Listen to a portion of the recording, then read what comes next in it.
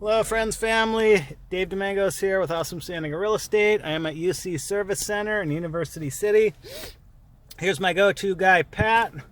Had a check engine light come on in the wife's car, and first thing Pat says is, hey, it could be a problem under warranty. So that's the difference.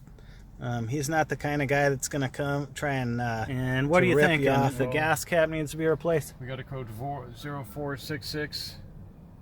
That is a 0446, which is a evap code.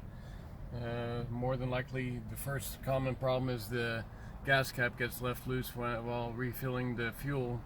And if it doesn't click, I need to check that. That could do it too. Yeah, there you go. So, well, thank you. See you there. easy fix. Could be as simple as 25 bucks. UC Service Center, Pat, always my go-to guy. Thanks, Pat. You're welcome.